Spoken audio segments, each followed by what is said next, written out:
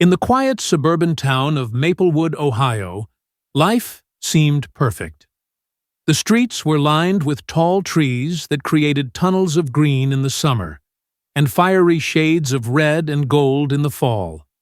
Neighbors greeted each other with warm smiles, and children rode their bikes freely until the streetlights flickered on. It was the kind of place where crime felt distant, a world away from the safety of Willow Creek Lane. At the heart of this tranquil neighborhood stood the Harris family's home, a large colonial-style house with white pillars and a perfectly manicured lawn. Daniel Harris, the man of the house, was 42 years old and one of the most respected cardiologists at Maplewood General Hospital. He had spent 2 decades building his career, known among his colleagues for his dedication, precision, and compassion for his patients. Daniel's work consumed him, but he believed it was all for the sake of his family. He wanted his wife and 3 children to live a life free of financial worry. To outsiders, Daniel was a man who had it all: a thriving career, a beautiful wife, and 3 healthy children. But beneath the polished exterior, cracks had begun to form. Cracks that would eventually shatter their world. Rebecca Harris, Daniel's wife of 16 years, was 36 and stunningly beautiful. With long auburn hair and striking green eyes, she turned heads wherever she went. Around town, she was known as the picture-perfect homemaker. She chaired school fundraisers, baked cookies for church socials, and was always the first to greet a new neighbor with a basket of muffins.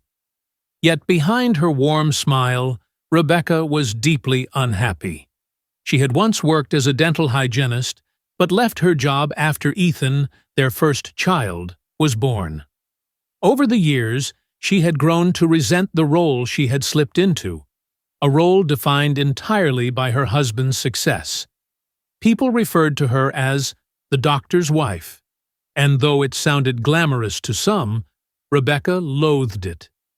She felt invisible to Daniel, who was rarely home and often too tired to engage with her or the children when he was. She longed for excitement, for someone to truly see her. Daniel was blind to his wife's growing discontent.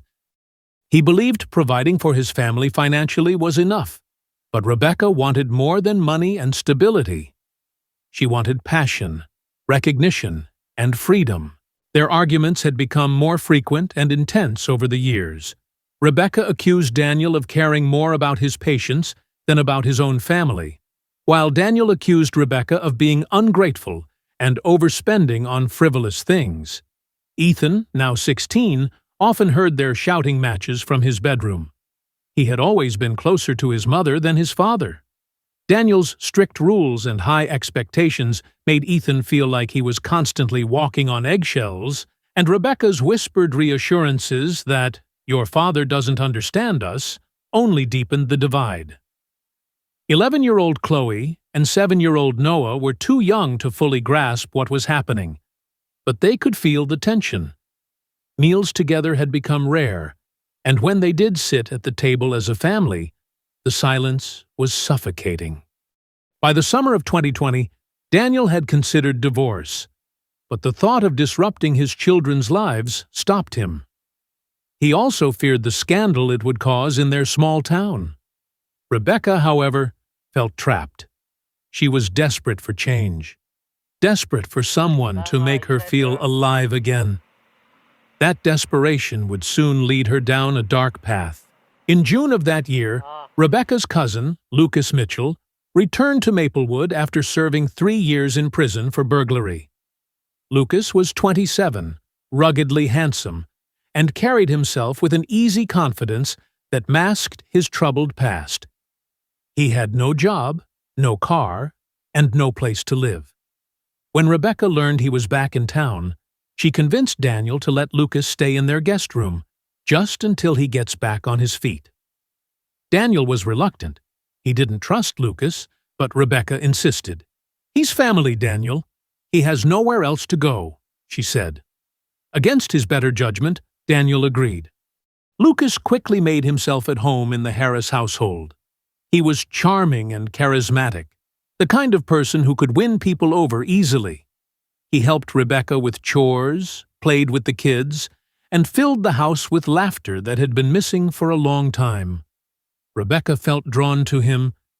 He paid her the kind of attention Daniel hadn't in years. He noticed when she changed her hair, complimented her outfits, and listened intently when she spoke. The attraction between them grew with each passing day. At first, it was innocent, lingering glances, flirtatious comments. But soon, it escalated into something neither of them could ignore. While Daniel was at the hospital working long hours, Rebecca and Lucas began an affair. One night in late July, Ethan returned home earlier than expected and headed upstairs. He heard muffled voices and laughter coming from his mother's bedroom. Curious and uneasy, he pushed the door open and froze. There, tangled in the sheets, were Rebecca and Lucas. The sight made his stomach churn. "Mom?" he said, his voice shaking. Rebecca gasped and scrambled to cover herself. "Ethan, it's not what you think." But Ethan had already turned and stormed out of the room, his face pale with shock and anger. He slammed his bedroom door and locked it. Rebecca knocked softly, begging him to talk to her, but he refused. The next morning, Rebecca cornered Ethan in the kitchen. "Please, let me explain," she pleaded. "There's nothing to explain," Ethan snapped. "You're cheating on Dad. How could you?" Rebecca's eyes filled with tears, but instead of apologizing, she shifted the blame onto Daniel. "Your father doesn't care about us," she said softly. "He's cold, distant. Lucas makes me happy. Don't you want me to be happy?" Ethan was conflicted. He was furious with his mother, but he also resented his father. Rebecca saw the conflict and exploited it. Over the next week, she confided in Ethan more and more, painting Daniel as the villain. She told him that Daniel was controlling and that he made their lives miserable. Slowly, Ethan's anger toward his father deepened. As Rebecca and Lucas's affair continued, they began to fantasize about a future together. But Daniel was an obstacle they couldn't overcome. Lucas was the first to suggest the unthinkable. "If Daniel wasn't around," he told Rebecca one night, "we could sell the house, take the money, and start fresh somewhere new. We could be free." Rebecca recoiled at first, but the idea lingered in her mind. Lucas kept pressing. He told her they deserved happiness, that Daniel would never willingly let her go. Rebecca's resentment and longing for freedom began to cloud her judgment. The more she thought about it, the more it seemed like the only way out. They realized Ethan could be a key part of their plan. One evening, Rebecca sat her son down at the kitchen table. "Your father has made life unbearable for us," she said softly. "He doesn't care about you, about Chloe, about Noah. We deserve better." Ethan stared at her in disbelief. "Are you saying you want to kill Dad?" Rebecca took his hand. "I'm saying we can finally be free. We can have a better life. You'll never have to live under his rules again." Ethan shook his head. "I can't do that." But Rebecca and Lucas didn't give up. They painted a picture of a future without Daniel, a future where they could sell the house, collect life insurance, and live comfortably. They promised Ethan that things would be different, that he would finally be free from his father's strict rules. Slowly, his resistance began to crumble. On the night of August 14, 2020, they put their plan into motion. Rebecca prepared Daniel's favorite drink, a glass of bourbon on the rocks, and crushed a potent sedative into it. She handed it to him with a sweet smile. "Rough day?" she asked. "You wouldn't believe it," Daniel muttered, taking a long sip. Within 30 minutes, he was barely conscious. Rebecca signaled to Lucas, who was waiting in the garage. Together with Ethan, they carried Daniel upstairs to the master bedroom. Lucas pulled out a hunting knife and stabbed Daniel twice in the chest. Rebecca watched as Lucas wrapped a rope around Daniel's neck and pulled until he stopped breathing. Ethan stood frozen in the corner, trembling, unable to look away. Rebecca's hands shook, but she didn't stop Lucas. She had orchestrated every detail. And now it was done. They wrapped Daniel's body in a heavy tarp and loaded it into Lucas's pickup truck under the cover of darkness. At 2 a.m, they drove to an abandoned property on the outskirts of Maplewood, where Lucas had dug a shallow grave earlier that day. The air was thick with the smell of damp earth as they buried Daniel in the cold ground. Rebecca whispered that they would never have to worry about him again, but a flicker of unease gnawed at her stomach. The next day, Daniel's absence was immediately noticed at the hospital. He was never late for work, and his colleagues grew concerned when he failed to show up for his shift. Rebecca told anyone who asked that Daniel had left early to run errands, but her story didn't make sense. By evening, Daniel's family and friends reported him missing, and the Maplewood Police Department launched an investigation. Detective Mark Reynolds was assigned to the case. He interviewed Rebecca, who appeared calm and collected, even as she described her husband's disappearance. But Reynolds's instincts told him something was wrong. Why hadn't she called Daniel's phone? Why hadn't she retraced his steps? Detectives reviewed surveillance footage from traffic cameras and found a crucial clue. Lucas's truck leaving town in the middle of the night with a large tarp-covered object in the bed. The image sent chills down Reynolds's spine. He brought Rebecca back in for questioning, but she stuck to her story, insisting she knew nothing. When confronted with the footage, her composure faltered. Meanwhile, officers questioned Ethan separately. Under the weight of guilt and fear, the teenager began to break. He admitted he knew more than he had said, but stopped short of a full confession. Reynolds obtained a warrant to search the Harris property and Lucas's truck.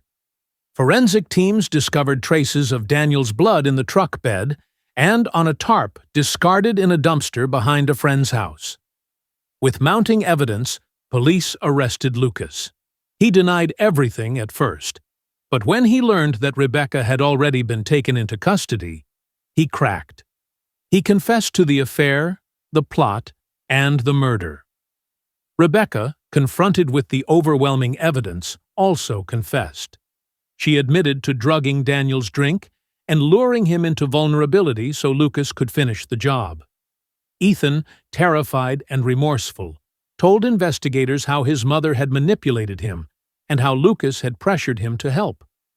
Daniel's body was recovered from the shallow grave where Lucas had buried him.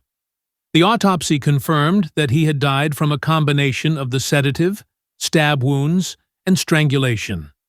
The trial captured national attention.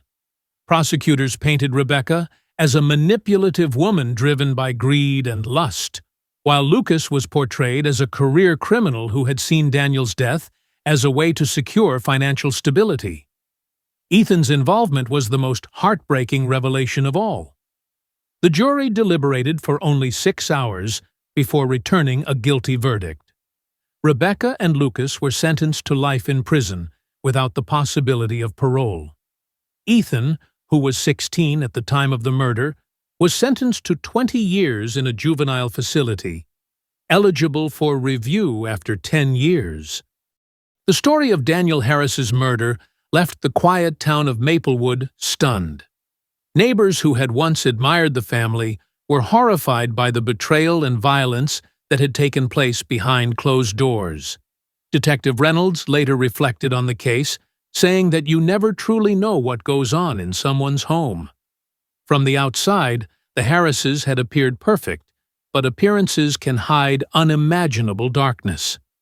The house on Willow Creek Lane eventually went up for sale, its windows shuttered, a haunting reminder of the tragedy that had unfolded inside. Even years later, the story served as a chilling reminder that evil can grow quietly in the shadows, and that trust, once broken, can lead to devastating consequences. Thank you for watching. Make sure to like this video and subscribe to our channel because we post shocking true crime stories and mysteries every single day.